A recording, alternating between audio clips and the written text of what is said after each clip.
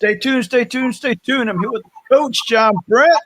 I'm here with the vet, Mr. N. Griffin, and I'm excited about this one. Father in heaven is watching down on me right now. Yeah, how you doing, Pilgrim? Man, hey, my favorite line is, man, I thought you were dead. Yes. So today we are going to talk about the great one, John Wayne. We have not done that. Goodness. Yes, I know, and it's exciting. my mom told a story that I went to a John Wayne movie like when I was 2 years old or 3 years old, and I could talk. And there was a shooting scene, and I stood up in the darn theater in the seat next to him. Shoot him up, John Wayne. Shoot him up, John Wayne. Well, I'll have to tell her real quick, since we're talking about your mom, she's not with us anymore. My dad was the biggest John Wayne fan I've ever met to this day. And when VCRs first came out where you could record, he worked at the furniture store there in Pittsburgh at Hazelwood. And his goal was to record every single John Wayne movie or get every John Wayne movie on VHS tape. And I believe at one time he had all of them but 4. And on VHS tapes. So it was like this thing he tried for years. But when my parents had separated and then they divorced finally, I used to go over his house on Wednesdays and stay with him on the weekends. We always watched a John Wayne movie. And when I mean always, I mean always. Yeah. So when I dated my wife, I said my number one, you'll see it. I said, we have to watch this movie here. And if you can't watch this movie, you don't understand N. Griffin. No. So anyway, so we're going to talk about our top 5, only 5. There's a whole bunch because John Wayne great movies, you know. And so we're going to talk about our 5 top John Wayne movies. You want to go first? You want me to go first, Coach? It don't matter to me. You go right ahead. I'm going to start off with one that's normally when you listen to critics say what his best one is, they say The Man Who Shot Liberty Valance. Yes. And that's a great movie. And it's got 2 other great actors in there. Jimmy Stewart, phenomenal actor. Everything he touches is gold. And Lee Marvin. And actually, John Wayne doesn't play a typical John Wayne role in this. He kind of plays the other guy a little bit in this. And we're not used to that for all of us John Wayne lovers. But it's a great movie. And most critics claim it's one of the top 10 movies of all time. And they put it as their top 1 for John Wayne, but I put it number 5. So go ahead, Coach.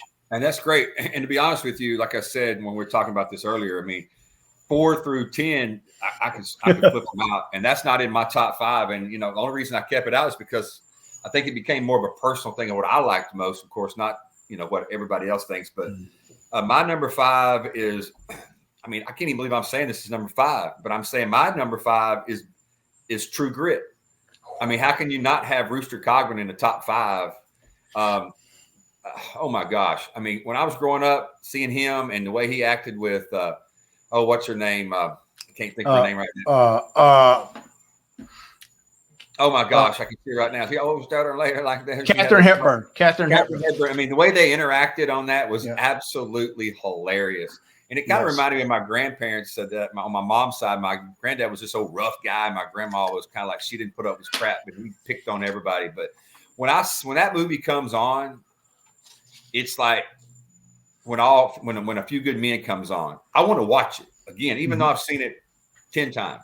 So anyway, number 5 would definitely be True Grit. I can't believe I'm saying that's number 5. Well, you're gonna be shocked when we get done here, but my number 4 because it came on one night, like you said, and we recorded VHS like at midnight, you know? Yeah. And I was in high school and I watched this thing like every day for like a year almost when I came home from school. Was Cahill, United States Marshal. Oh my gosh, what a great movie. His sons are messing up, you know, and he's torn between being a sheriff and spanking his sons. And they do very bad things. But the first 2 minutes of the scene, he sits there and he comes in there and he goes, I'm here to arrest you guys. And they go, 5 of us and 1 of you, JD. You got style. You got style. And then 2 minutes later, you see 3 dead guys on horses and 2 strapped with their hands like this. And I guess he got style because he did it, you know. Wow, man, that's awesome. Man, I tell you right now, my dad would be so mad at me. This was his favorite movie of all time, but I'm going to put it at number 4. The Searchers. And that movie to me, the granddaughter was kidnapped by the Indians. Yeah. And Natalie Wood played the granddaughter. She was, but my favorite guy in the movie was a guy named Mose. He was this crazy bald-headed guy. And he was like, followed John Wayne around everywhere. And he got kidnapped by the Indians. And my favorite part of this movie is when they bring him back in. He can barely stand up. They're holding him up. And John Wayne pretty much asked him, dude, how did you survive and not get scalped? He said, man, I ate dirt and chewed grass to make them think I was crazy. And I thought, man, I love this guy, whatever it takes. But, man, The Searchers was my dad's favorite all time. And I'm going to put that at number 4. So my number 3, and I think every kid who ever watched John Wayne, when they watched him when they were a kid, they gravitated to this movie as The Cowboys. And yes. And I'll just say he can't get any ranch hands. He's got to take the cattle somewhere. He's got all these kids. The other thing I will say is, God dang it, John Wayne died. As a kid, that killed me almost. And then the other thing, Bruce Dern, I don't care if he gets 20 Oscars or whatever. You're no good in my books, dude, man, because you fought John Wayne fist to fist and you killed him, man. You're wrong. You're wrong, Bruce Dern. I know. That's crazy. And that's your number what? 3. Guess what my number 3 is? The Cowboys. The Cowboys. Yes. But Bruce Dern, I heard an interview with him years later, and he said that for a number of years after that movie came out, when he was in public, it seemed like at least once a week, someone would come up to him and curse him, yell at him across the street. You're the guy that killed John Wayne. And, but yeah, there's something about that movie with those kids and they first show up and he's like this big, hefty grandfather type guy. And he's like, he don't believe in them, so he's going to break them. Yep. And he tries his best and then he falls in love with them and they fall in love with him. And then when he's killed and they decide they're going to take revenge, I'm telling you, it's like an old football coach that you'd think an old football coach like Bear Bryant that died, in the playoffs, and the kids just decide they're going to win the national championship for the Bear. It's a great feeling. Yeah, well, Coach, it has a quote that I use in the military so much: "We're burning daylight." We're burning daylight. And anybody in the military, as soon as I heard it, they knew exactly. They knew the reference. They'd smile. So yeah. So my number 2 has a theme here, and they're not traditional John Wayne movie. Number 2 is and it's got his best companion in the movies in my mind is Maureen O'Hara, and that's the Quiet Man. The Quiet Man. I mean, it's not traditional. It's not a Western thing, but it is a great movie filmed in Ireland. And Maureen O'Hara is a number 1 class act in my book for me. But I just love the movie. And I've got more to say about her in a little bit, but she's absolutely the way that they interacted on stage was just perfect. My number 2 is a film that has a lot of stars in it, but like I said, this is my number 2 is Rio Bravo.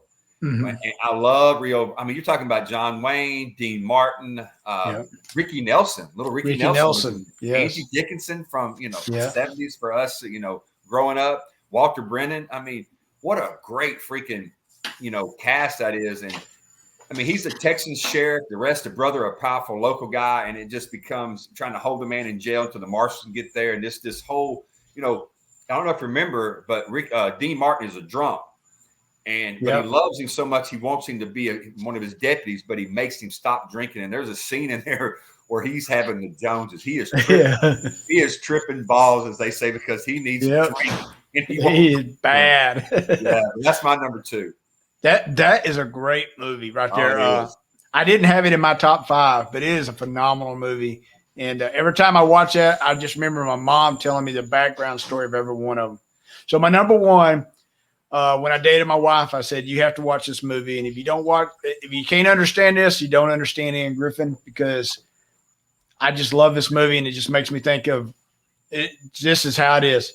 And it's McClintock with Maureen O'Hara in it with John Wayne. Wow. And him, he has his son in there in this one, and he has his son in a couple of them. And, but he also has, there's a Van Dyke son in there, not Jerry Van Dyke, but the other one. And he has, I think it's Natalie Wood. I'm not sure if it's Natalie Wood or not in there. but it has Maureen O'Hara. Who can go wrong with Maureen O'Hara in there? I mean, where she is so resentful, and when my wife is uppity, I say, quit being Katie, quit being Catherine, you know. But that's my number one, hands down. I think it's a great movie. So go ahead, Coach. If somebody were to say to me, what if you could watch one John Wayne movie the rest of your life, and I have probably seen this movie, and I'm not even exaggerating, 15, 18 times, is Big Jake. And when I think of John Wayne and a John Wayne movie, Maureen O'Hara, of course, is the ex-wife. Yep. And somebody kidnaps the grandson, and she calls, him back, Jacob McCandless. I'm never, and so, but the cool part about this movie is the plot is they've got to get the grandson back, and they have to make a decision at the beginning that you don't really know if they do it or not, but they're asking for $1 million.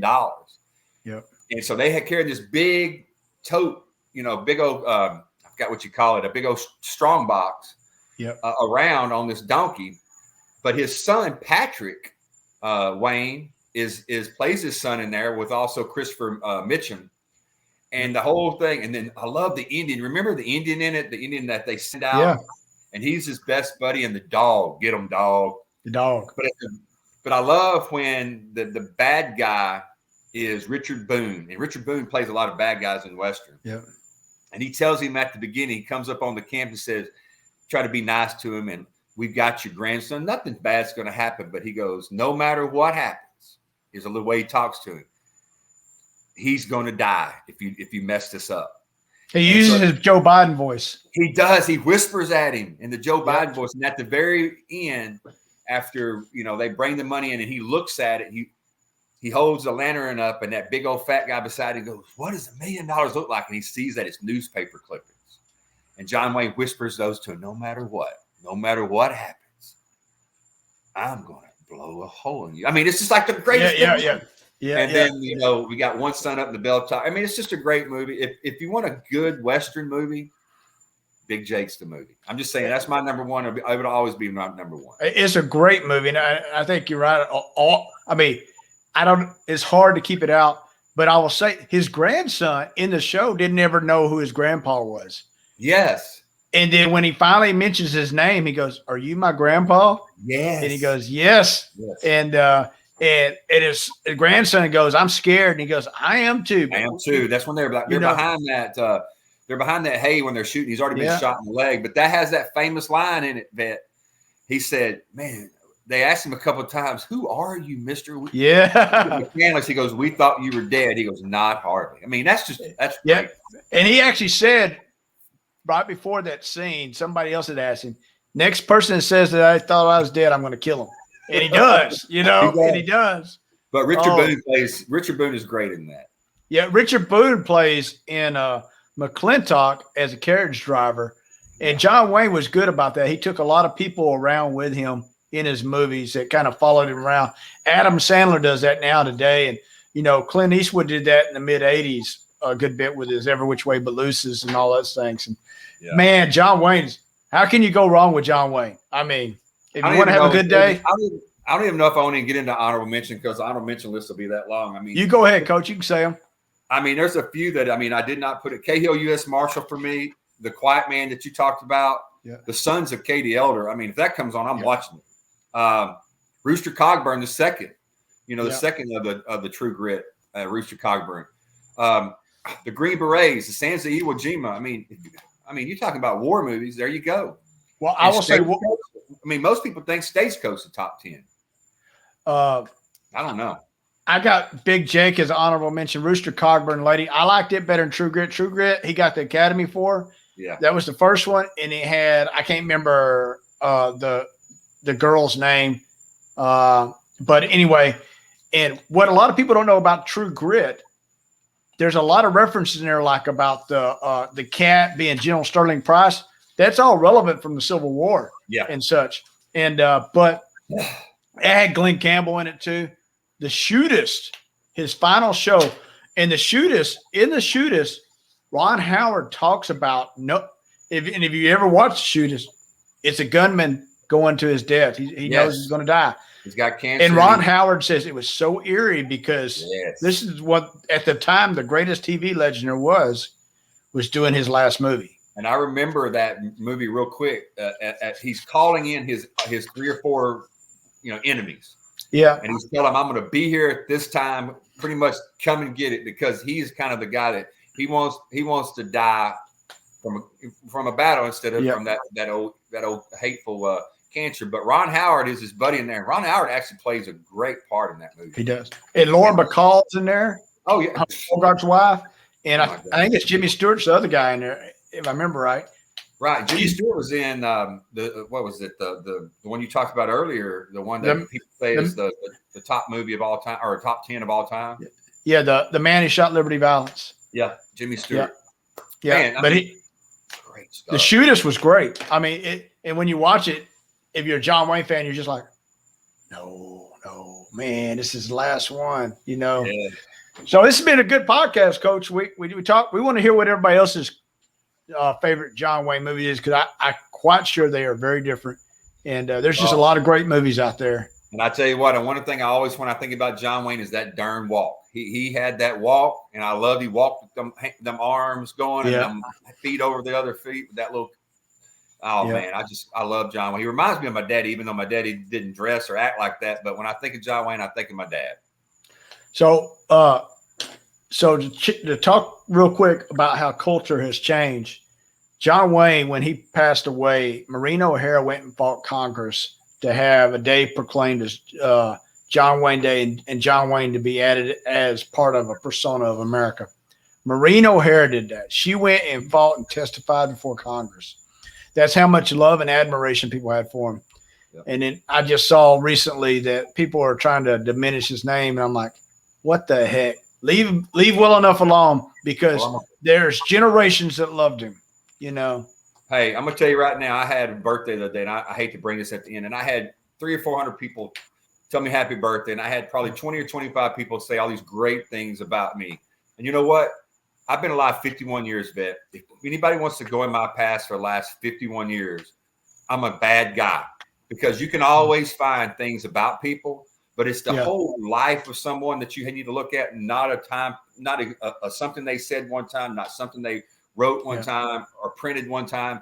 And that is getting to be so ridiculous, because you cannot take away the greatness of a John Wayne or a specific person based on a week or a year of a 50, 70-year-old life. And when we start doing that, there's going to be no heroes, going to have nothing but disappointments. Right. I agree. So we got to get, though, but this has been great. To the Duke. Love it. Stay tuned. Not Sorry, hard. Coach. Not hard.